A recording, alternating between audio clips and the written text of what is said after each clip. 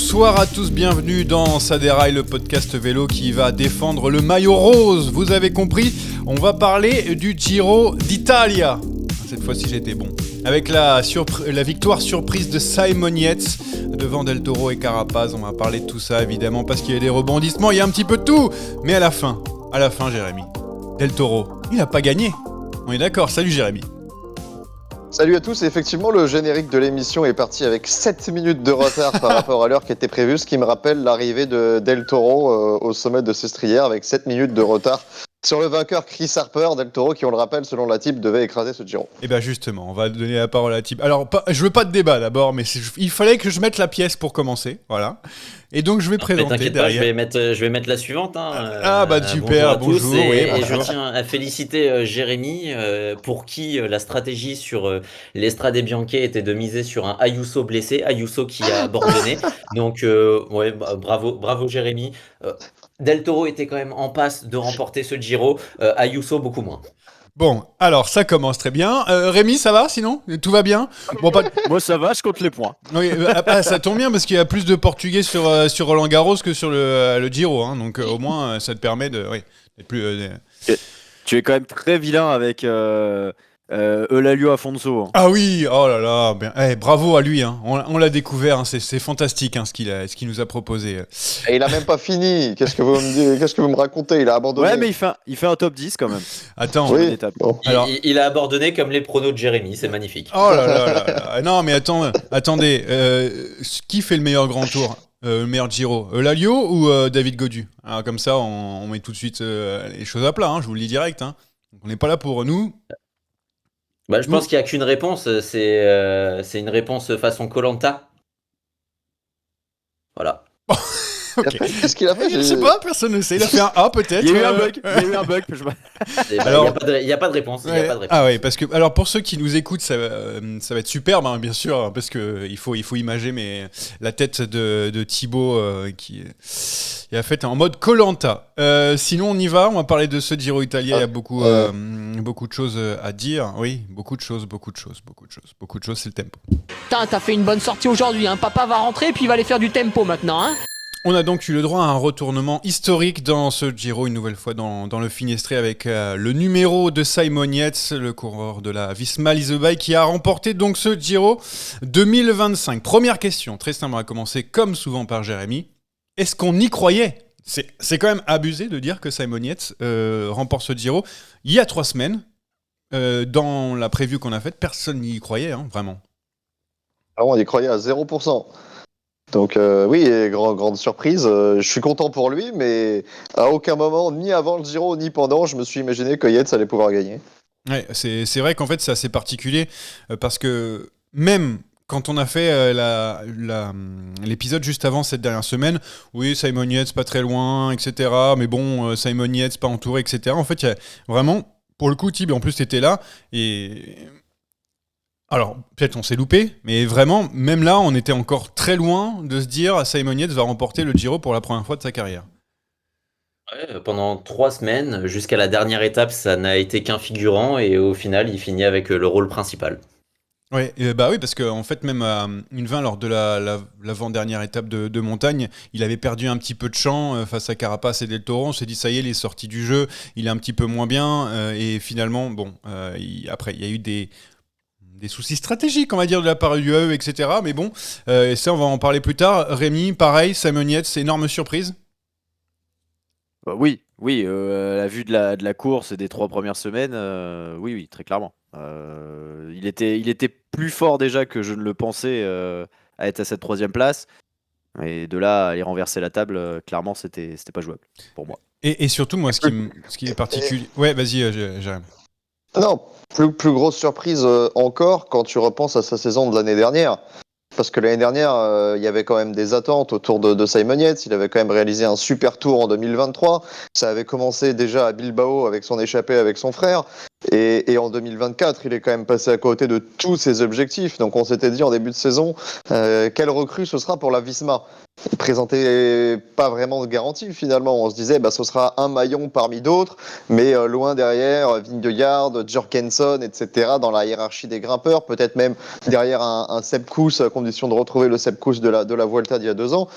Finalement, il nous a bien fait mentir et avec une équipe qui était quand même bien plus articulée pour le sprint que pour contrôler la course. Non, mais et surtout, moi, c'est par rapport à l'équipe aussi qui est affichée par la Visma pour ce Giro d'Italia. Il y avait quasiment personne pour l'entourer. Même son équipe ne croyait pas vraiment en Simon Yates. Bon, il y avait Kelderman, il y avait Kruijswijk, il y avait à la rigueur Van Barle, mais il était même pas dossard numéro 1 de son équipe. Bon, il y avait Van Aert, évidemment, on voulait mettre en lumière Van Aert sur ce Giro, mais bon, vraiment, de bout en bout, ça qui est incroyable, c'est que même sa propre équipe n'a pas vraiment cru en Simon Yates, et c'est normal après la saison qu'il avait faite.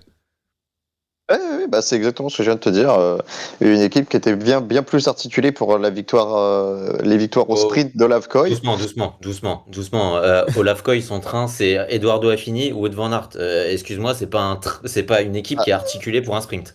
C'est bien plus avantageux d'avoir Van Aert et Affini dans un final, plus Van Barle pour rouler derrière pour contrôler les échappées, que d'avoir Kruijswijk qui n'a pas mis un pied devant l'autre depuis 5 ans. Hein. Non, mais ce qui est fou. Mais l'équipe était coupée en deux, quoi. Oui, elle était coupée en deux, mais si tu as quand même des pointures dans le sprint que tu n'as pas en montagne.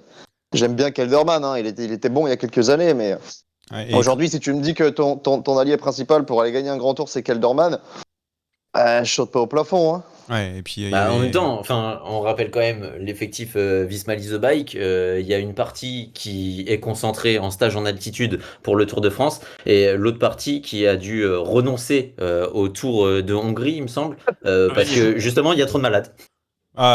Slovénie. C'était l'objectif numéro 1 de la Visma Lease Bike, le Tour de Slovénie. Non, mais pour revenir à Simon Yates, 14e du Tirreno Adriatico cette saison, 9e de la Catalogne. Après, il arrive à claquer un Giro.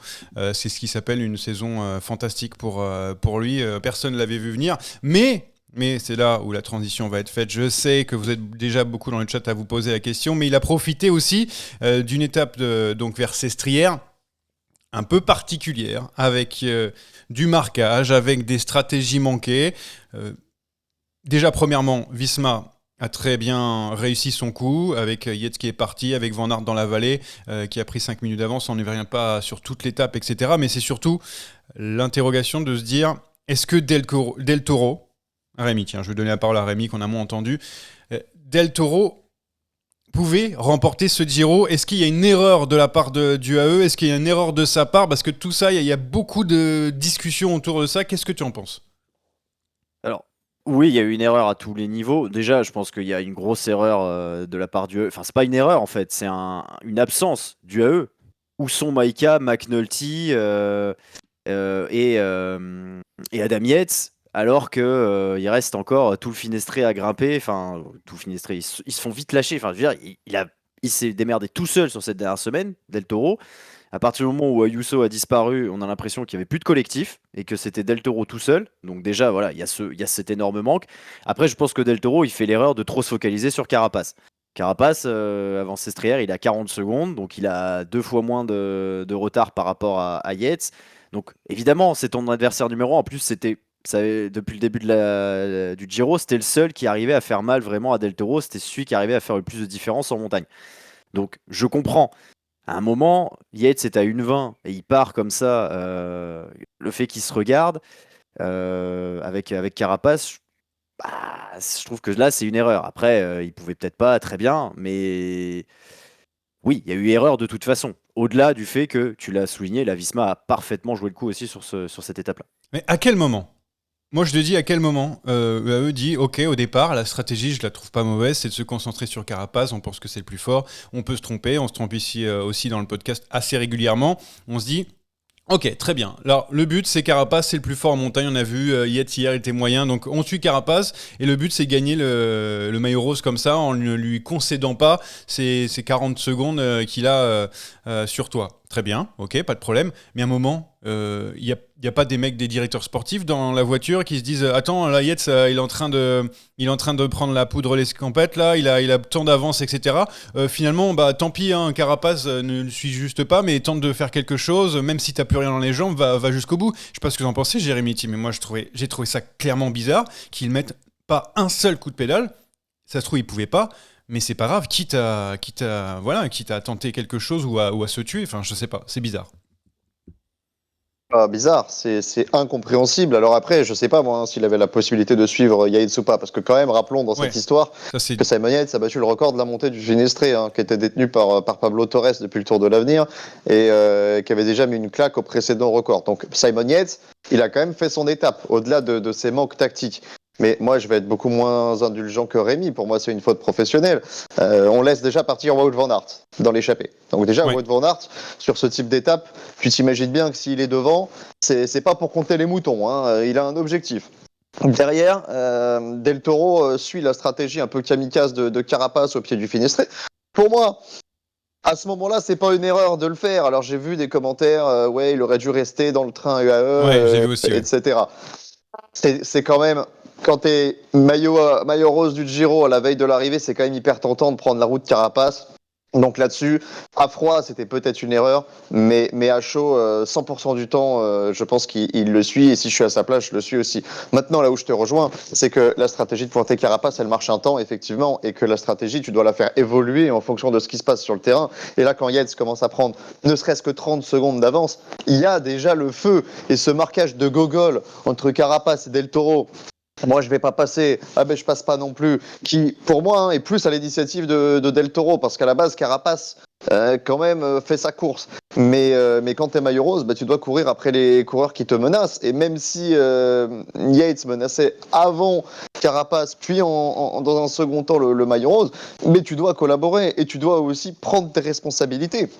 Là, ils se sont regardés, ils ont perdu tous les deux, mais celui qui a le plus perdu pour moi, c'est plus Del Toro que Carapace, dans la mesure où Carapace n'a jamais été en mesure réellement de gagner ce Giro, parce qu'il n'a jamais réussi à lâcher Del Toro, et puis Carapace a déjà gagné le Giro, il a quand même moins la pression. Pour lui, faire 2 ou 3, finalement, c'est la même chose. Moi, j'entends Del Toro à l'arrivée dire « Ouais, on a perdu tous les deux, mais surtout, Carapace, il a perdu une place. » Mais ouais, mais en fait...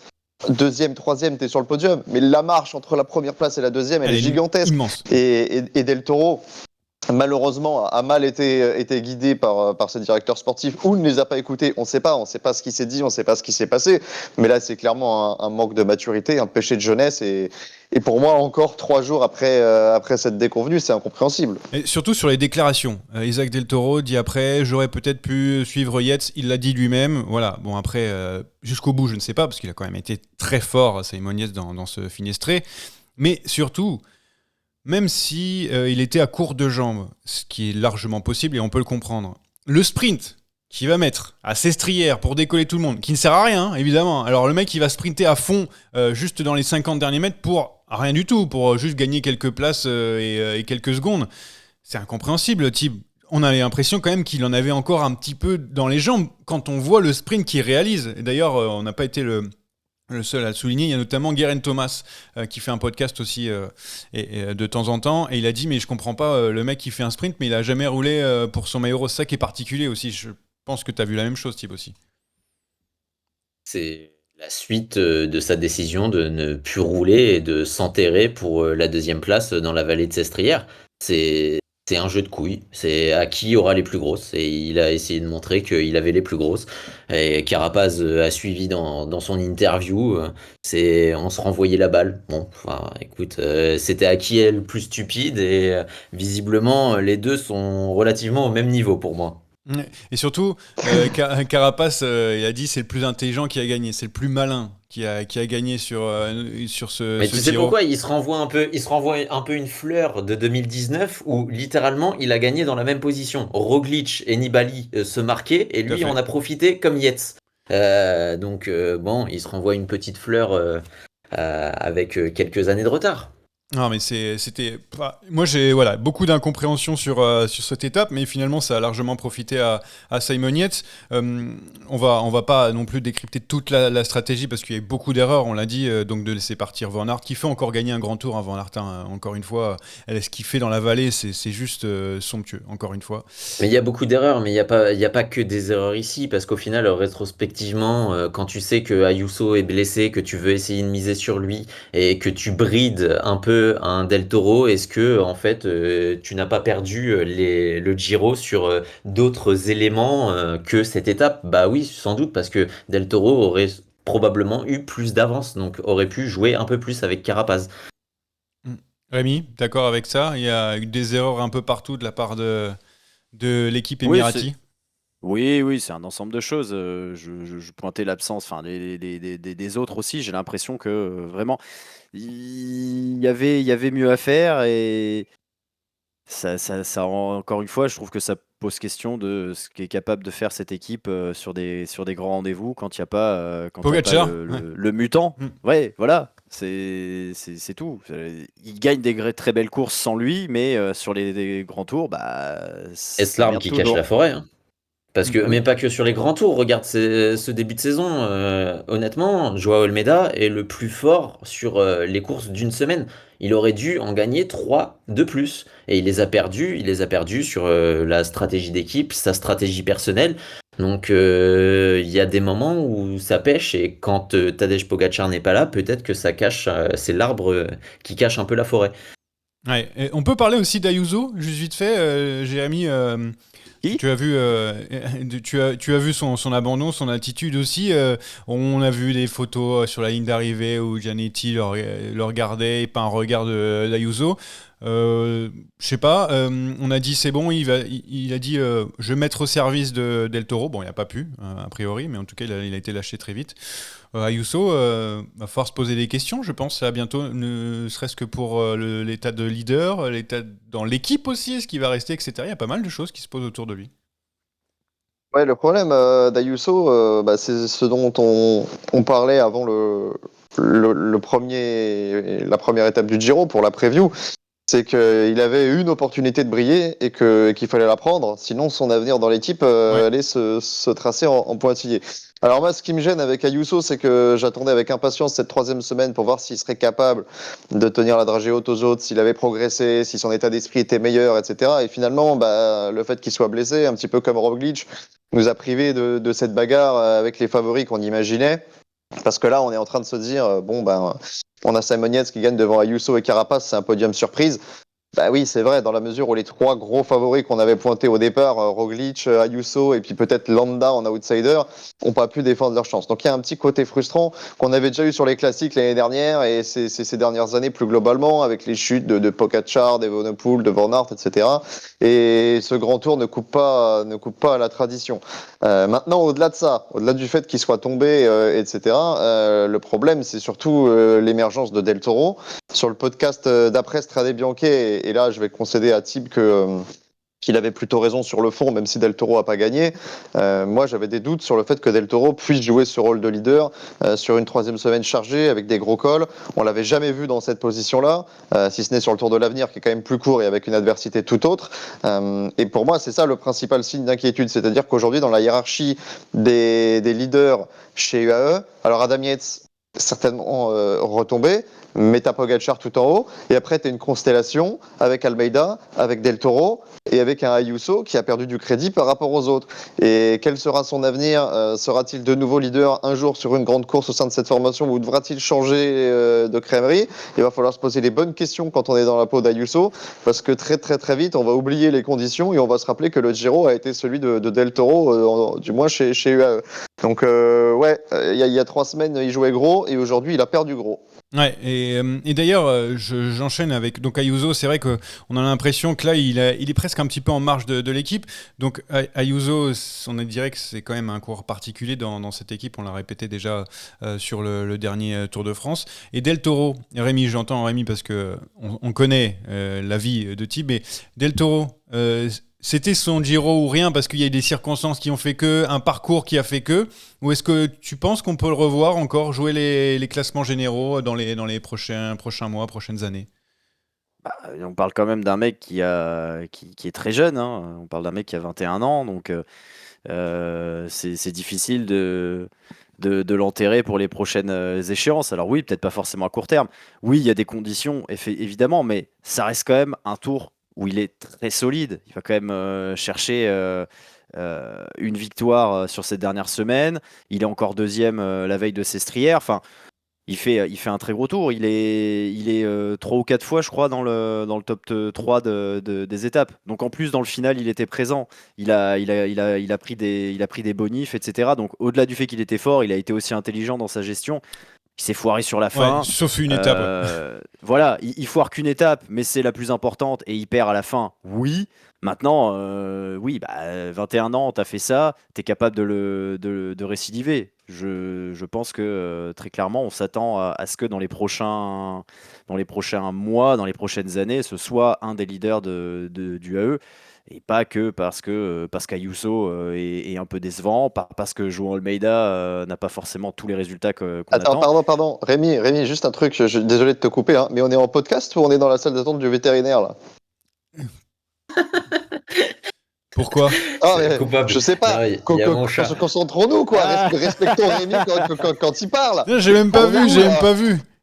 Il y a quoi? Il y a eu un chat qui est arrivé, c'est ça? Il y a Et eu. un chat, on l'a caressé, lui a amené les croquettes, le friscasse, tu veux pas un petit peu d'eau? Non, mais fais comme chez toi, pas de problème. Ah, tu dis ça, mais par contre, dans le chat, il y a un certain Acola60 qui t'en met plein la gueule depuis tout à l'heure. Ouais. Qu'est-ce qu'il veut? Lâche Vas-y. ta PlayStation, Jérémy. Ouais, voilà, on te dit de lâcher ta PlayStation et ton casque de gamer. Arrête de. Et donc, Alors il y en a- attends, il y en a un qui est chez le je peux veto. rétablir la vérité? Oui.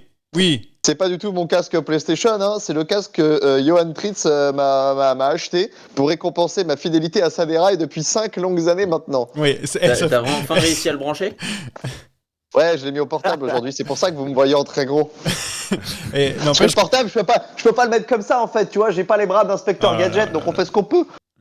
Tout ça pour dire que en 5 ans, payer pour un casque, c'est pas mal quand même. Le salaire est bon ici, je vous le dis. Le hein. salaire est pas On mal. mange bien, on mange bien. Alors là, Bah, mon désolé gars- Rémi, je t'ai coupé, continue. Oui, mais Non, il disait n'importe j'avais quoi fini, de je toute façon. De toute façon, João Almeida est le meilleur cycliste du monde et Rui Costa est le plus beau champion du monde de l'histoire. Il Voilà. nous a fait une tirade. On parle de Del Toro, il a calé 3 fois Almeida. Si tu crois qu'on t'a pas vu venir, mon petit Rémi, hein, t'inquiète pas. Allez, voilà. Et Eulalio, oups, oh mince, ça a dérapé. Oh, bah. Afonso Lalio, Ah, voilà, alors. c'est parfait. Non, oui, mais pour moi, c'est le début de quelque chose. Ok, Et Del début Toro, quelque chose. Il va jouer la victoire sur d'autres grandes courses, pas que des grands tours, mais évidemment, notamment des grands tours. Tib, toi aussi, tu pensais le début de quelque chose? Oui, par rapport à ça? Bon, enfin, Ah il oui. nous l'a montré et quand il craque mardi, on peut se demander les origines de cette petite craquante et au final, c'est le lendemain d'une journée de repos. Donc, je pense qu'on a la réponse. Bon. C'est juste à voir la gestion des journées de repos parce qu'il nous a prouvé qu'il pouvait enchaîner les enchaînements de col, qu'il pouvait aller sur la haute altitude. Donc, quels sont ses points faibles? Il n'en a pas beaucoup. C'est J0310 nous dit déjà qu'il gagne une course d'une semaine Del Toro pour assurer un petit peu son rôle. Il ne sera pas sur le Tour de France d'ailleurs. Ça a été discuté là, ces derniers temps. Mais bon, l'enchaînement à 21 ans déjà qu'on a vu qu'il y avait quand même une expérience à récupérer, notamment quand on est leader. Voilà. Donc pour cette stratégie. Petite question que je voulais vous poser par rapport à ce Giro, ce parcours du Giro. Alors, c'est vrai qu'il est un peu particulier. Le Giro, c'est particulier. Au départ, on est tranquille, on met que la première. Et puis après, ça commence à aller crescendo. Il y a quand même eu, ces dernières années, pas mal de retournements de situation, mine de rien, sur le Giro. On a eu, alors pour noter, on a eu du Hindley, on a eu du Froome, on a eu du Gegenhardt aussi. Enfin bref, en Nibali, enfin bref, il y en a Roglic aussi peut-être. Enfin, Quand Tadej Pogacar n'est pas là, quoi. oui, non, mais tout ça pour dire que non, mais il y a pas même sur les autres grands tours, il y a quand même des choses qui sont établies assez rapidement, même quand ils sont pas là et tout. Le Giro, le parcours, Jérémy, je trouve que il fait en sorte que ces retournements de situation, ça arrive souvent. Bon, certes, il y avait pas tous les fantastiques, mais je trouve que ça met en lumière pas mal ces scénarios-là, le parcours du Giro en fait, et ça le rend un peu fantastique là-dessus. Ouais. Écoute, Non. le parcours du Giro, il était équilibré en termes de répartition d'étapes. Maintenant, Moi, ce qui me manque un peu, c'est plus d'équilibre en termes de répartition sur le calendrier, un petit peu comme le Tour de France. Alors, les massifs sont positionnés différemment de manière géographique, hein. Ça, tu peux pas le changer. Les montagnes, elles sont au nord de l'Italie. C'est pas comme en France où tu as 2 massifs. Mais au bout de 15 jours de Giro, on n'avait encore rien vu de la bataille pour le classement général. Et c'est peut-être là la petite pointe de frustration. Mais sinon, contrairement à Théo, là, j'ai vu qu'il s'est un peu écharpé avec James sur Twitter. Moi, je suis assez satisfait d'avoir une étape du Finestré comme ça, à la veille de l'arrivée, où finalement tout se joue. C'est pas la première fois que le Finestré décante la course. En 2005, on avait failli assister au putsch de Simoni et de Rorano sur Savoldelli, qui avait tout sauvé dans la descente. En 2018, c'est Froome qui a gagné sur la route de Bardonecchia. Là, c'est Simon Yates qui se venge en ayant tout perdu justement 7 ans avant sur ce même col. Donc non, le tracé était plutôt bien pensé, mais si un jour on pouvait avoir un petit peu de montagne en première semaine, un petit peu de montagne en deuxième semaine, un petit peu de montagne en troisième semaine, et pas avoir cette troisième semaine à ravager avec 850 milliards de mètres de dénivelé, peut-être qu'on s'en portera mieux. Mais tu vois, l'année dernière, on avait eu de la montagne dès le deuxième jour, et tout le monde avait gueulé en disant ouais, Pogacar a tué tout suspense. Bon, bah en fait, on n'est jamais content, j'ai l'impression. Non, après, je pense que ça peut être la marque de fabrique du Giro. On sait, tu y vas, tu sais que en fait tout est dans un même endroit et donc du coup c'est là où il faut que tu sois fort. Ça a été le cas de Simon Yates cette année et c'est lui qui remporte tout ça. Ouais, il y a un petit peu des deux. Ouais, C'est l'origine du Giro. Le Giro, ça a toujours été le grand tour de la surenchère et de la surenchère de la troisième semaine. Donc avec une course forcément d'attente de cette dernière étape, de cette dernière montée, de ces derniers kilomètres de cette dernière montée. Bon, 2025 n'a pas fait exception à la règle et c'est bien dommage pour l'étape de la veille parce que sur l'étape de la veille, je pense que Del Toro et Carapaz peuvent s'en mordre les doigts au vu de la petite craquante de Yates. Ils auraient pu prendre plus de temps à Yates et potentiellement se jouer la victoire à Sestrière. Ouais, non, mais après, il y a quand même pas mal d'écart, hein, mine de rien, au final. Mais il y a aussi Oui, Carapaz mais il y aussi, a il pas mal était fort. d'écart au final parce ils sont totalement arrêtés. Ils lui ont offert les 5 minutes au général, enfin les 4 minutes et 5 minutes au général, elles s'expliquent parce qu'ils se sont totalement relevés. Non, mais oui, ça c'est clair, mais c'est juste pour dire que même Carapaz, par exemple, il était fort, on pensait que c'était lui le plus fort en montagne, il en a peut-être que maintenant, il va falloir en mettre beaucoup avant pour éviter d'avoir cette dernière étape où tout peut se retourner. Je sais plus qui disait Ou ça. beaucoup plus tard. Ou Euh, beaucoup plus tard, parce qu'au final, il a joué son va-tout, mais il a joué son va-tout dès le pied des Finestrés. Est-ce qu'il aurait pas dû mettre ça un peu plus tard, en sachant que il avait déjà décramponné Simon Yates à ce moment-là, hein. Ça, c'est une autre Alors histoire. c'est important quand même de préciser parce que Oui, le Finistré c'est un des cols qui me faisait rêver quand j'étais gosse et j'ai eu la chance d'y aller. Au pied, à la sortie de Meana di Souza, c'est là que tu as les pentes les plus raides. Donc est-ce que Carapace n'avait pas justement voulu tester les jambes de Del Toro et profiter de ce passage-là pour avoir une première indication sur les forces en présence? Et d'ailleurs à ce moment-là, c'est important de noter que Simon Yates il suit pas. oui, il est tranquillement au train, tout à fait, pour revenir. Exactement. Et c'est pour ça que derrière, après, il a joué le coup parfait en profitant du marquage des deux. Mais ça, c'est une histoire que l'on a racontée juste avant. Vous pouvez revenir, hop, rembobiner et vous remettre ça. Encore quelques petites choses avant de passer à la suite. Le top 5 du Giro, je vais vous leur donner, du classement général. Simon Yates, Del Toro, Carapaz, Derek G, Damiano Caruso. Sur les 5 qui sont là, combien on en mettait dans les 5 premiers de ce Giro avant le départ? C'est quand même assez fantastique. Carapace pour moi. C'est ça. Carapace, oui. 2 avec Cara- potentiellement Derek Guy en 5e place. Ouais, mais Derek G, ouais, voilà, Ouais. c'était fond de grille, quoi, hein. C'était pas le favori pour faire top 5. Non mais c'est ça qui est fou. C'est que on est quand même... C'est quand même les derniers grands tours avec du suspense, on va pas se mentir, parce que c'est vrai que sur les autres c'est un peu plus compliqué. Mais le top 5 du Giro, il est quand même fantastique. Et là si tu mettais le quintet dans le bon ordre, là, tu gagnais des millions d'euros. C'est... En même temps, les quatre premiers que tu pouvais mettre, c'est-à-dire Roglic, Ayuso, Landa et Tiberi, soit se sont pris un tir avec Tiberi parce qu'ils ont chuté, soit ils ont abandonné carrément parce qu'ils ont chuté. Donc, oui, forcément, ça crée un top 5 surprise. Moi je trouve ça super. Johan, regarde, tu vois, hier je suis tombé par curiosité, me demande pas pourquoi, je sais pas, je suis tombé par curiosité sur le top 10 de Paris-Nice. Reprends le top 10 de Paris-Nice et rembobine en début de saison et dis-toi, est-ce que ce top 10-là, je l'aurais donné avant la course? Bah, la réponse est non. Déjà, rien que le vainqueur, Jorgensen, il était là pour faire le larbin de Vingegaard. Après, la course te livre une autre vérité. T'as des mecs qui tombent, t'as des mecs qui sont moins bien. C'est plutôt cool, finalement, 3 semaines après, de se dire, bah, on n'avait rien vu. Alors, ceux qui jouent à la fantasy, moi, je suis arrivé trop tard. Je l'ai pas fait dans les temps, donc je l'ai pas fait. Mais ceux qui jouent à la fantasy ont dû se dire, j'ai pas trop de regrets, quoi. Parce que celui qui avait dans son équipe Simon Yates et Del Toro, il a fait le braquage du siècle. Ouais, ça c'est clair. Et puis alors j'aurais pas misé un seul copec sur Simon Yates vu sa forme actuellement. D'ailleurs Simon Yates, tiens, en continuant tout ça, on parlera peut-être des belles surprises de ce Giro juste après. On le classe où Simon Yates dans les classements des meilleurs coureurs de Grand Tour de ces derniers temps du 21e siècle? Parce que ça fait quand même 2 grands tours, mine de rien. Giro Volta, c'est pas mal quand même. Ça fait quand même, ça commence à faire un petit palmarès. Quel niveau on le classe? Par rapport à qui? Par rapport à Je sais qui pas. Il est derrière tous ceux qui ont gagné plusieurs Derrière grands tours, Roglic, ça c'est sûr. Voilà, ça, il est derrière. aucun. Il est derrière Derrière Roglic. Pogacar, Roglic, il en a 5. Il est derrière Pogacar, il est derrière Froome, Vingegaard. Nibali, Froome, Quintana. Nibali, bien sûr. Il est même derrière Bernal qui a gagné le Tour de France.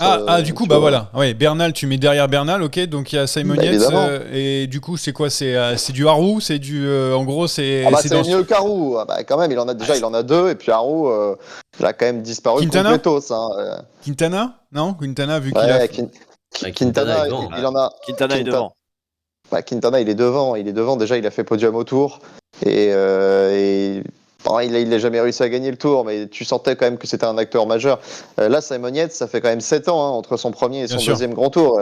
Il a un peu disparu des écrans radars. Alors attention, il a quand même continué à perfer, mais il a disparu de la liste des top favoris au départ de chaque Grand Tour, et la preuve en est, puisqu'on ne cesse de le rabâcher. Il faisait même pas partie de notre top 5 avant le début de ce Giro. Donc, non, mais maintenant, attention, ça lui fait quand même un sacré palmarès, oui, c'est parce ça. qu'il ne faut pas oublier quand même qu'il a gagné pas mal d'étapes sur les Grands Tours. Il en a, je crois, 2 sur le Tour de France. Il a été meilleur jeune. Il a fait 4e juste derrière son frère il y a 2 ans en faisant une première étape incroyable vers le Bilbao. C'est quand même un gars à la fin de sa carrière, quand il va s'arrêter, tu vas dire ok, respect, il y avait vraiment du gros palmarès. Et tu vois, c'est marrant qu'on ait ce débat aujourd'hui parce que juste avant le début du Giro, j'étais tombé un peu sur les fiches des 2 frères Yates pour comparer les palmarès et je m'étais posé la question avant qu'ils gagnent le Giro, quel palmarès je préférais. Et j'étais incapable de me décider parce que d'un côté, il y avait un grand tour, mais de l'autre côté, Adam Yates, ça fait podium sur le tour, il a gagné des classiques, il a pas mal de courses d'une semaine, il avait quand même réussi à revenir à hauteur de Simon. Aujourd'hui, il a réglé la question. Ouais, c'est vrai que maintenant il y a plus un. D'ailleurs, je me posais la question et vraiment, je l'avais mis même au cas où dans une question. Imaginons qu'il y avait donc, c'était plus serré que ça. Il y avait donc Simon Yates devant et que derrière il y avait dans le groupe il y avait McNulty, Majka et Adam Yates et ça joue à coups de seconde. Adam Yates il fout des coups de pédale ou pas? Moi franchement, mon frère, l'équipe c'est super, mais moi j'ai déraillé. Franchement, j'y ai pensé, hein. J'y ai pensé. On est d'accord. On y a tous pensé. Hein. On y a tous pensé. Et il y a eu un message très très drôle sur l'hashtag LRP d'un gars, je sais pas qui c'était, qui a écrit chez UAE aujourd'hui, c'est Adam qui a décidé de la tactique. Après, il y a ton employeur qui fait que tu es quand même obligé de garder la face. Non, moi si je suis Adam Yates, parce qu'il y a mon frère jumeau, pas de frère jumeau, mais si j'avais un frère jumeau, je mettrais des coups de pédale, mais comme on fait à Longchamp, Johan. Juste par politesse, et puis vite vous repassez les autres. C'est bizarre parce qu'il était quand même pas mal costaud, et dans le final à Sestriere, il y avait plus que Maika et McNulty et tout. Adam Yates, et je crois qu'il a été fait un pique-nique, je crois, en haut du Finestré, bizarrement. Enfin bref, mais si j'y ai pensé à ça. Après, c'est logique. C'est normal. Et les frères Paré-Peintre, d'ailleurs, qui maintenant sont plus dans la même équipe, avaient été interrogés, je crois que c'était par la chaîne L'équipe en début de saison sur une course française, et on leur avait posé la question, si un jour vous vous retrouvez dans l'échappée, vous êtes 3-4 et que vous jouez la gagne, et qu'il y en a un des deux qui attaque, est-ce que l'autre derrière collabore pour revenir? Ils se sont regardés, ils ont éclaté derrière, ils ont dit on fera semblant, tu vois. Oui, c'est normal. C'est normal. Mais bon, après, c'est le jeu. Tu le mets là où il y a ton frère. C'est comme ça que ça se joue aussi. Tu dois faire avec. Les Français? Ok. Alors, c'était super. Merci, Prodhomme. Merci Nicolas Prudhomme qui a été Bah, très merci, fort. Nicolas Prudhomme. Bravo, récompense à Nicolas Prudhomme qui a été très fort, qui est très fort dernièrement. Il mérite sa victoire et tout. J'ai l'impression que Rémi, ça a l'air de lui convenir, en tout cas Il cette s'en fout, victoire. Rémi, il est pour les Ouais, Portugais. c'est vrai. On a eu à Bardet la déception pour Romain Bardet. N'importe quoi. Vous savez, mon cœur saigne depuis Bormio. C'était ce jour-là que Après- Romain devait faire le triptyque. Ah oui, c'est Del Toro qui le prend, tout ça pour être, Bien sûr, tout ça pour lâché. finir deuxième. Oh là le là, nul. qu'est-ce qu'ils nous Donc, font mais chier. est-ce que du coup ça peut être une déception, Romain Bardet? Non, pas vraiment. Non, Il a déception été pour Romain acteur. Bardet. On l'attendait aussi un peu formateur de Max Poul, ce qu'il a été. Il a été un peu aussi malchanceux en chutant, mais il a été acteur. Il a essayé d'aller la chercher, de compléter son triptyque. Il a échoué de peu, mais c'est un plutôt bon Giro de Romain Bardet. Ah non, mais ça c'est Triptyque, clair. hein. C'est s'effeuiller en 3 temps. C'est entre le striptease et le triptyque. Et Non. le triptyque. Et non, mais c'est. Non, mais je suis d'accord avec Tim. Je suis d'accord. Il a été à son niveau. Il était à son niveau, ça passe pas parce qu'il y a des mecs qui sont plus forts. Ouais, ça Mais a ça une fait descente- mal. à une descente près. Donc Prodhomme qui sauve un petit peu la face des Français. Il y a aussi Godu qui est resté sur le Giro jusqu'au bout. Ça aussi, je me suis posé la question. Il a essayé plusieurs fois dans les échappées. C'était toujours le premier à sauter. Bon, énigme totale. S'il était pas bien à ce point-là, je comprends pas pourquoi il est resté. Même si, bon, finir un grand tour, c'est toujours bien. Voilà. Surtout qu'il y a le Tour de France. Pas derrière. grand chose, il n'y a Ouais. pas grand chose à en dire. Si, Rémi Rochas a été là 2-3 fois. Ok. Voilà. J'ai bien aimé son sprint à Vicenza. Il a été très bon. Quand il est pas bien placé au départ, mais sinon il finit pas très loin, je pense, de Pedersen Van Aert. Il les bat pas, hein, mais voilà. Petit péché d'orgueil quand même au pied du Finestré. Ouais, il est parti. Et après, bon, ça. Et il s'est fait exploser le caisson. Voilà, c'est fait un petit peu avoir. Bon, ça c'est les Français, c'était bien. On a passé du temps. Hein. Bravo à Prodhomme, voilà. Bravo à Prodhomme encore, bravo. Les belles surprises de ce Giro, j'en ai été quelques-unes. Bernal évidemment qui est revenu à un bon niveau, même si sur la fin c'était un peu compliqué. Derek J évidemment aussi qui joue, qui est pas loin d'un podium. Le PPR Caruso, je sais pas si vous en avez d'autres. Là j'ai mis pour le général, mais bon, on a fait à peu près le tour. Je sais pas si vous voulez donner un petit mot pour vos surprises, vos belles surprises de ce Giro. Non, bah, la belle surprise, c'est pas tellement la performance de Van Aert sur l'Estradé ou quoi que ce soit, ou le fait qu'il puisse emmener les sprints pour Coy, mais c'est d'avoir retrouvé un Van Aert décisif pour son Ouais. équipe, qu'il a été jusqu'à l'avant-dernier jour sur une étape très compliquée, sur l'étape Rennes. Et même s'il n'a pas encore retrouvé toutes ses sensations et le niveau qu'il avait à Hautacam, on a quand même retrouvé le Van Aert impérial qui était prêt à tout mettre sur la route. Il s'est fait exploser la gueule sur la route de Sestrières. Il a été hyper bon. Il a été super droit dans ses bottes. Il a joué la carte du collectif. Il a gagné peut-être l'étape qui pour lui était la plus belle au début de ce Giro. Donc la belle surprise, c'est de voir que malgré tout ce qu'on a pu dire de lui et tout ce qu'on a pu penser sur les 4-5 premiers jours du Giro, il a quand même largement redressé la barre et il sort grand gagnant. Ouais, bah justement, je voulais voir vos cartes à Bianca. On entend celle de Jérémy. Tib, c'est quoi que tu t'appelles surprise de ce Giro? De quoi tu as envie de parler? Même déception d'ailleurs, on peut en parler des deux côtés. Non, bah enfin, c'est pas tant un coureur qu'un collectif. C'est le collectif Lidl Trek qui a été littéralement tonitruant. Et au-delà des performances physiques qu'on a vues de Mathias Vacek, on a su rebondir avec l'abandon de Giulio Ciccone en allant chercher une victoire avec Carlos Verona, qui mérite ce genre de victoire parce que sa carte, il la peut. Et puis on a un Mats Pedersen qui a été d'un niveau d'un Wout van Aert sur le Tour de France. Ouais, c'est vrai. Et là, Et drôle, hein. littéralement, on l'a tout le temps vu et il a eu un niveau éblouissant sur tous les profils. Faut oublier le chrono aussi, hein, qui sort de nulle part. Ah ouais. Personne n'avait vu venir. Non, franchement, Pedersen, 3 semaines, fantastique, c'est vrai. Battu par Coy sur la dernière étape, mais bon.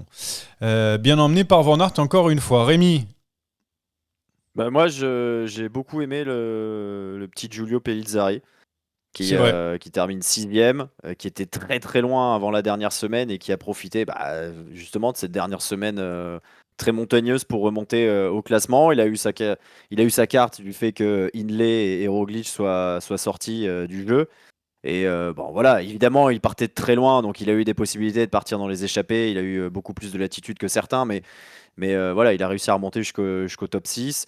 Voilà, il a pas gagné d'étape. Red Bull sauve son tour grâce à Nico Denz. Au passage, voilà, ça permet de caler cette belle victoire de Nico Denz. Ouais. Mais ouais, Pellizzari, agréablement surpris et envie de voir la suite. Ouais, Au niveau des déceptions, quand même, il y a un collectif italien qui a complètement pris l'eau ce week-end, c'est l'Inter, et je leur en veux beaucoup.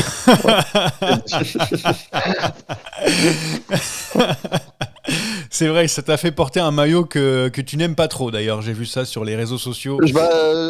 Avis aux amateurs, hein, il y a un maillot Nerazzurro qui est en vente pour pas cher sur Vinted, Ah. donc n'hésitez Eh ben, pas, je- je attends. l'enverrai au premier acheteur. Attends, je vais peut-être. Non, par contre, on parlait d'un collectif qui a marché sur l'eau, à savoir les Lidl Trek.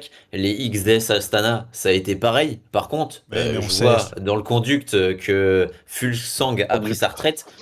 Du côté des Astana, Anton Kuzmin, il était sur ce Giro ou pas? Ah, mais tu m'as spoilé, t'as spoilé aux gens ma carte à Bianca pour Fuglsang, voilà, qui prend sa retraite dans l'anonymat total, qui était là sur le Giro. Je l'ai découvert quand j'ai vu la petite ligne en mode Fuglsang prend sa retraite après le Giro. Ah bon, pourquoi après le Giro? Ah bah il était là. Et voilà. Encore un type qui aurait dû arrêter il y a 2-3 ans, il a 40 piges Fuglsang, et maintenant, quand t'arrêtes à ce moment-là, tout le monde s'en fout. Alors, Non, mais bon, on l'a Jacob, vu une seule fois, et même une seule fois en échappé, je sais pas. Je sais- J'ai aucun souvenir. C'est un truc de fou. Ah, tu sais, les mystères d'Israël Première Tech et de l'EHPAD et des salaires qu'on donne à des coureurs qui n'en peuvent plus. Bon, voilà, c'était ma carte à Bianca. On va passer maintenant. On n'attaque pas. Fini le Giro, les boucles de la Mayenne et qu'on sort là vraiment des vrais trucs. C'est parti. Attaque de Pierre Roland encore une fois. Personne ne réagit. Alors, qui veut commencer sur ce qu'il y avait autour du Giro? Il y avait tellement de choses.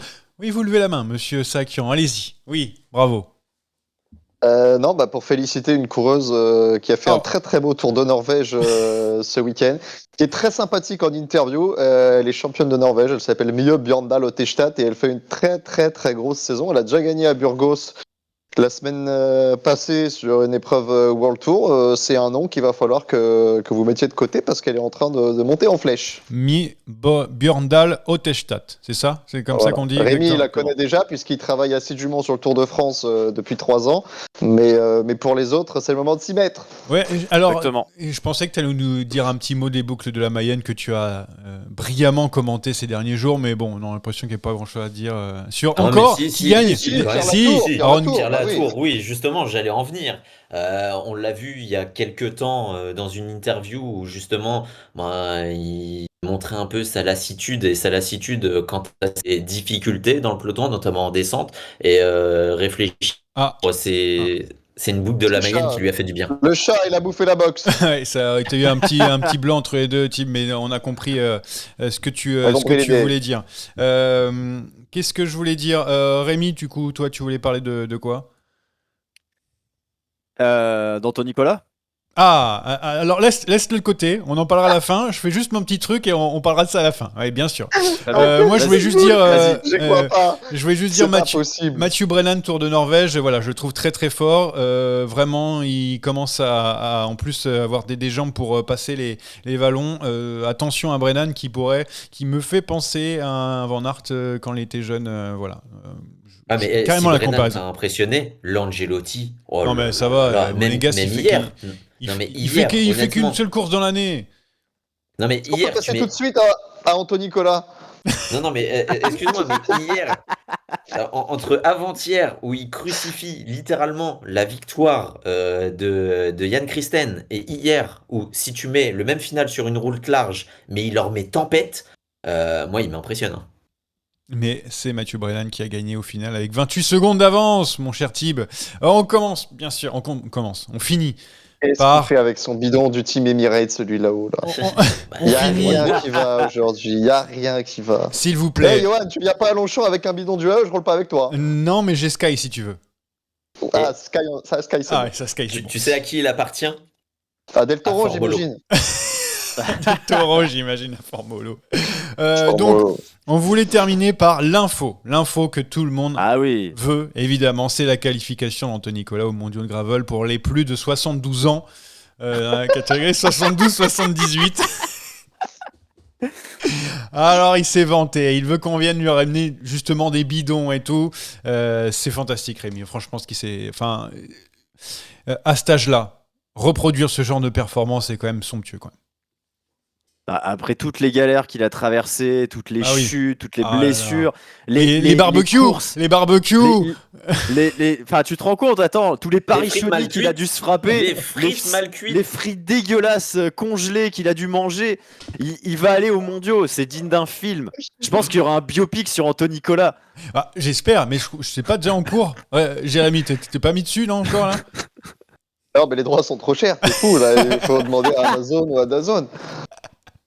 Bon, bah bravo à lui en tout cas. C'est pour ça que vous ne le voyez pas lancer des rails. Ça, et aussi Non, mais parce puis que. c'est important de dire aussi, si vous avez vu passer des photos de lui ce week-end aux côtés de Niels van de Putte, aux côtés de Marianne Vos, important de savoir que c'est pas lui qui allait demander. Hein.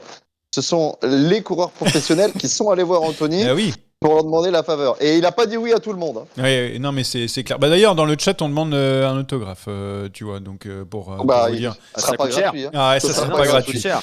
Bon, Il fait des vidéos d'anniversaire pour 50 € la vidéo. très bien. Non, Alors, pour être exact, c'est Jackie Boxberg qui a dit Anthony est monstrueux, il va pouvoir demander un autographe à Valtteri Bottas. non, c'est Valtteri Bottas qui demande un autographe à Anthony Nicolas. Exactement. D'ailleurs, alors, c'est pour qu'il y ait un enjeu dans ce quiz. Si le chat gagne ce quiz, vous envoyez votre adresse et on demande à Anthony Nicolas de vous envoyer un autographe. C'est monstrueux. Donc, voilà. Si vous gagnez Ça veut dire aujourd'hui. que si je gagne, j'ai pas le droit à mon autographe Ah si, d'Anthony bien sûr. Nicolas. Ah bien sûr, bien sûr. Aujourd'hui, Ah, c'est Anto merci. qui régale. Il prend une petite photo de lui, il fait une petite signature. C'est pour vous, peut-être avec sa médaille.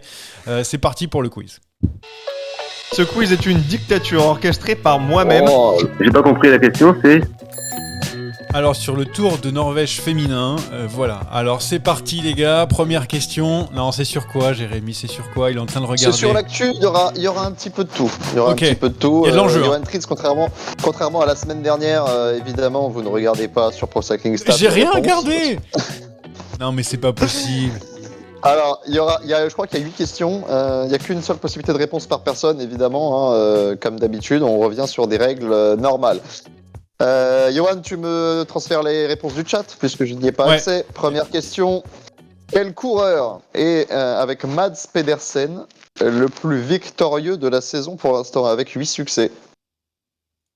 C'est Tadej Pogacar, non? Mauvaise réponse de Latib. 7 succès pour Pogacar.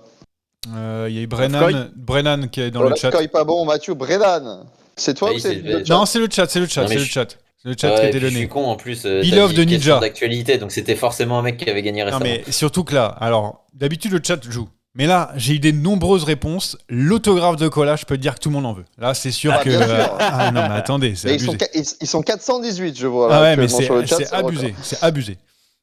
Deuxième question. Il y a une équipe ce week-end, toute course confondue, qui a gagné 4 fois en 2 jours. Quelle équipe? Visma. Bah, La Visma, bien sûr. Oh. 2 succès pour J'allais dire pour Astana. Brennan. Autre question. Donc, un point pour le chat, un point pour Rémi Dos Santos. Cette fois-ci, c'est un je suis. Je suis belge. J'ai déjà gagné sur le Tour de France et remporté le maillot à poids du Tour de France. Et en plus, j'ai levé les bras ce week-end. Qui suis-je? Ce week-end. J'ai levé les bras ce week-end, j'ai gagné sur le Tour de France, j'ai déjà gagné le maillot à poids et je suis belge. Ah, Justine Guéquière. Ah, ou toi? Justine Oh, Decker, il est bonne passé de l'autre côté de la réponse. barrière. Exact, Ah là là là là là. Ce là. week-end. Ça a été Wout fort. van Aert, Oui, n'a non, pas gagné ce c'était week-end. c'était loin. C'était loin. J'allais lâcher Jelle van den Dert qui a gagné une course amateur en Belgique à 52 ans. 2 points pour Rémi Dos Santos, 1 point pour le chat et attention à cette question un peu cocasse. Je suis l'homonyme d'un coureur français. Ça c'est tout. L'homonyme d'un coureur monté l'année dernière sur le podium du Giro. Et j'ai levé les bras un tour trop tôt sur le Tour de Norvège. Qui suis-je? Ah, je l'ai vu en plus le mec. C'est le mec de Picnic. Voilà, je vous donne des indices. Oui, c'est le mec de Picnic. Ah, Ouais, Markel. ouais. Ah non, bah Markel, non, c'est pas bon. non, Il n'y a il pas est de Tudor. coureur français qui s'appelle Markel. Homonyme. Ah, je l'ai vu. Comment je peux passer à côté de ça? J'ai un C'est un Lopez. C'est un Français, un grimpeur qui marche, hein, qui est un des meilleurs coureurs français. Ah, Romain Bardet. L'homonyme. Mais pas du tout. Je dis ça pour rigoler. Et là, le chat, il n'y a personne qui l'a. Non, mais attends, il y a Martinez. Bah oui, Martinez, Oh évidemment. Homonyme de Lenny Martinez et de Daniel Felipe Martinez. 2 points pour le chat, 2 points pour Rémi Dos Santos. Les autres sont nuls. Mais oui, Daniel Felipe Martinez, mais ça ne s'est pas mis dans l'ordre. Autre question. Mon coéquipier a gagné dimanche. Mon ex-coéquipier a gagné samedi. Et moi, j'ai gagné le classement général de cette course. Qui suis-je? Mayrofer. Pas du tout. J'ai tenté. C'est Aaron Gate. Un peu. Et il y a eu Mon du Yates. coéquipier a gagné dimanche, c'est bien sûr Simon Yates. Oh non, mais attends, c'était si Ah bah simple oui, que bah ça. oui, Non, mais mais bien alors. sûr. Non, mais d'habitude, tu fais des trucs trop alambiqués, là. Et Yaya Steak, il est en train de prendre tous les points, là. Et il va prendre de sacrés autographes d'Anthony Nicolas. On lui souhaite. Attention, on a parlé tout à l'heure de Mie Bjørndal Ottestad, important de la citer de nouveau.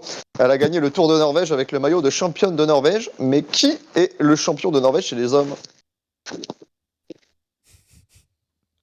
Alexander Christophe. C'est Tiller. Ni l'un ni l'autre. Je tente un de Vernès. C'est pas Zversnes, c'était l'année d'avant. Oh Le là chat là va là certainement marquer son 4e point. Leknesund. C'est raté, c'est pas Leknesund, c'est Marcus Ulgaard. Oh là là. Et Torushoft, on a une proposition de Torushoft, c'est bon? Oui, Oui. Non, c'est Kurt Halle Arvesen. Ah mince. Donc je ne peux pas. Ah oui. Eh oui. On va parler un peu de Mayrofer, des boucles de la Mayenne. Mayrofer qui a conquis en solitaire sa 2e victoire pro. Quelle était la première? Oh non, c'est l'enfer. C'est sur la Great Ocean Road Race. Oui, Oui la Cadel Evans. Bravo, Johan Putain, Tritz. bien joué. Ça fait Vous n'avez 3, aucun 2 souvenir. et 1 point. C'est-à-dire que le chat peut gagner, sauf si Rémi remporte Rémi, on t'aide. cette dernière question. Et attention, il va falloir dégainer très vite parce qu'il n'y a que 3 possibilités de réponse. Mads Pedersen a gagné 4 fois sur ce Giro. Sur quel grand tour compte-t-il le plus de victoires d'étape? Allez, Rémi. Vuelta. La Vuelta, c'est pas bon. Oh Non, le Giro. Bah, Le Giro. Eh ben, le Giro. Ah, 5 là victoires là sur le là Giro, là 3 là sur la là Vuelta là là et là. 2 sur le Tour. Victoire du chat grâce à la Tib qui vient prendre ce dernier point. Ah non, je l'offre à Rémi. Il y a encore une Ça question? marche pas comme ça. Merci. On n'est pas à la brocante, hein, on choisit pas à qui on donne ou à qui on donne pas. Donc victoire du chat et donc il y aura quelqu'un qui sera tiré au sort, c'est ça, pour avoir un autographe? Alors, c'est très simple. J'étais en train de réfléchir. C'est pour ça que j'étais très mauvais sur ce quiz, parce que voilà, je réfléchissais Non, à c'est autre pas chose. possible. en même Excuses, temps. Ah des oui. excuses. Ça n'a bien rien Non, à sûr. voir c'est avec que pour ça. Du coup, juste ceux qui veulent avoir un autographe d'Antocola, vous allez sur Twitter, vous allez sur le Twitter Saderaï, du coup, et vous m'envoyez par message votre adresse, et je vous jure que je vais lui demander et il va l'envoyer. Ceux qui en veulent, c'est pour vous, c'est cadeau. Voilà, @Saderaï sur Twitter, sur X. Même vous ceux qui... signez un truc. J'ai Sur un bout honnêtement bien d'enveloppe. fait de fermer ma gueule.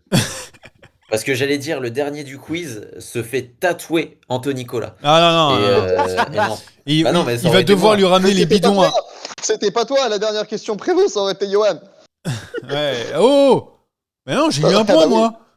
Eh bah oui, la Tib aussi. Ouais, bah, non. Ou alors ça aurait été de ramener les bidons à Cola à Valkenburg. Non mais ça c'est bon. Non, ouais, peut-être quand on vous fera quelques petites photos. Ok, très bien. Donc n'hésitez pas sur Twitter X, vous m'envoyez un petit message et comme ça on peut faire en sorte de vous renvoyer une petite photo. Il n'est pas encore en courant, mais vous inquiétez pas, ça sera fait entre deux barbecues, il aura le temps.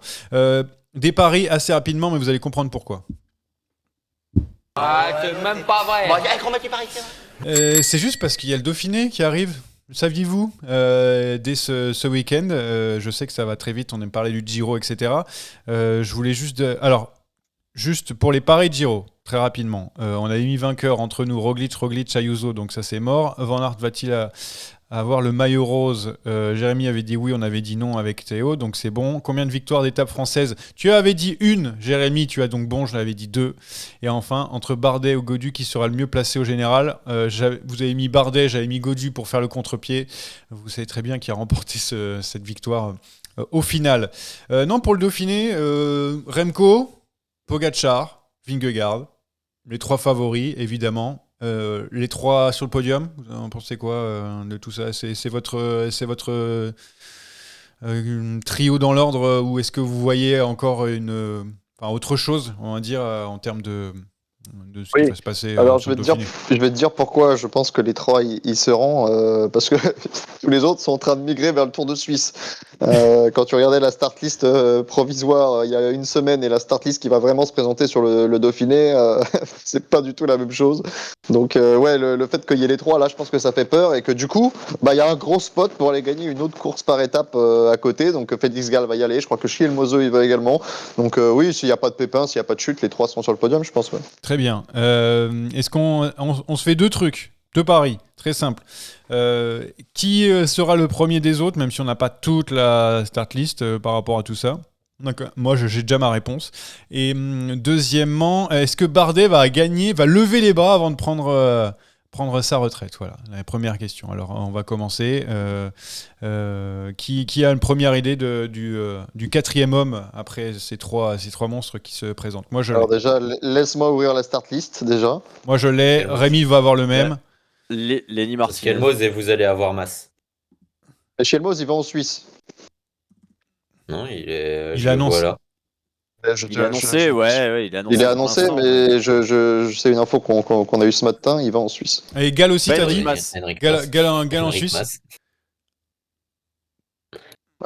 Putain, mais la start list, c'est du gruyère. Hein. Ah oui, bah ouais. Non, mais de toute façon, il y a 2 coureurs qu'on peut mettre. Henrik Mas, déjà, numéro 1. Nous, on va tous mettre Henrik Mas. Ou alors, tu mets un Paul Sexas, si tu veux. Non. Moi, j'ai Lenny Martinez. Lenny Lenny Martinez, Martinez, ça peut jouer. allez, Martinez, ça joue. Moi, je garde Mas, évidemment. Mais t'as raison, mais tu sais que c'est à partir du Tour de Burgos qu'il commence à être. Mais bon. oui, là, il va faire 4e, là, en suçant des roues, là. C'est mon Mas. C'est celui qu'on aime. Ça peut même être Jorgensen, hein, qui peut faire 4e avec Vingegaard. On Oui, sait oui, jamais. C'est ce hein. que j'allais te dire. C'est ce que j'allais dire. Jorgensen, il serait peut-être pas loin du compte. Ouais. Bon, allez, je te le compte, là. Ah, je te mais le moi, compte. j'ai envie de suivre Rémi. Il m'accepte dans sa team Lenny Martinez, je pense. Donc, voilà. Ok, d'accord. Et t'as dit quoi, toi, Type? Tu dis Mas aussi comme moi ou pas du tout? Ouais, Mas. Allez. Non, vas-y, je vais changer. Oh, quoi? Je vais changer. Comme ça, au moins, on aura un différent. Lipovitz. Oh, le petit Lipovitz, pourquoi pas, en effet. Très bien. Et puis, donc, Bardet, oui ou non?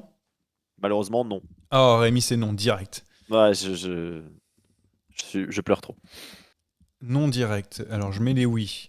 Jérémy. Aïe, aïe, aïe. Putain, c'est dur parce qu'en fait, le fait qu'il y ait les 3 là, je me dis, ils vont vouloir se bagarrer, ils vont vouloir prendre des victoires d'étape, ils vont rien laisser aux échapper. Donc, je vais dire non. C'est un non. Pour Jérémy. Thibaut.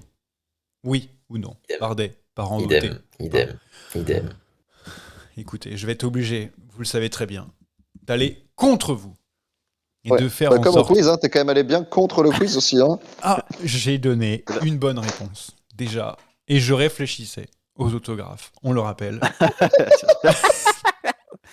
On le rappelle. Et je vais être donc le supporter numéro 1 de Romain Bardet sur le Dauphiné, qui va voir passer les avions de chasse, Vingegaard, Evenepoel et Pogacar. Et à l'intérieur de tout ça, il va réussir à en claquer une. C'est magnifique. Je connais pas le parcours par cœur. Ça se trouve, je dis de la merde, mais c'est pas grave. Mais on va s'arrêter sur ça. On va s'arrêter sur ça, serait pas la d'ailleurs. première fois. Je préviens juste, il n'y en aura pas la semaine prochaine parce qu'on va laisser le Dauphiné se faire tranquillement. On reviendra après. Ça vous dérange pas? Ça va? Non? Comme ça, vous êtes en Ça va. repos. Oui, moi ça me va, je serai sur le Dauphiné, donc de toute façon j'aurais pas pu être là. Mais Johan, je voulais juste dire un truc avant de partir. Oui. On a pris 7 minutes en retard tout à l'heure parce que tu étais à la bourre. Oh! Donc si tu es à 16h07 à Longchamp tout à l'heure, je t'attends pas. Hein. Je commence sans toi. Bon, en 16h07, t'as le temps de faire combien de tours en 7 minutes? Au moins 2-3 vu ta condition. 4 tours, là, c'est grave chaud. Ouais, là, il est chaud. Il bat des records de tours. Je vais arriver là-bas et puis je vais me faire lâcher dès le kilomètre 1. Non, Merci. non, chill. D'ailleurs, s'il y a des Parisiens, s'il y a Jackie Bosberg, tout ça dans le chat, Venez. Et puis profitez pour donner Jackie l'adresse. Bosberg, il roule beaucoup trop Ah fort. ouais. Mais s'il y a des gens qui roulent comme nous, un peu pote, venez nous tenir compagnie. Et, On cherche des gens derrière qui s'abriter, nous. et surtout, n'hésitez pas à nous donner votre adresse pour envoyer des photos en tenue. On va lui dire juste derrière, ça va être somptueux. S'il vous plaît, faites en sorte. Donnez-moi un max d'adresses qu'il est mal à la main à écrire. On lui offre les timbres. Voilà. Jérémy, Rémi, Thib, superbe. Bravo à tous. Et puis belle émission. on se voit Et dans j'espère 10 que jours. le chat de la team se porte bien. Ah oui, j'espère aussi, franchement. Monsieur le veto. En tout cas, il a pas l'air bien, Thib. Il a l'air. Il a l'air dépressif, pas là. maltraité. Hein. Il a l'air en grande forme. Bon, salut à tous et à dans 10 jours. Ciao. Salut. Allez, ciao.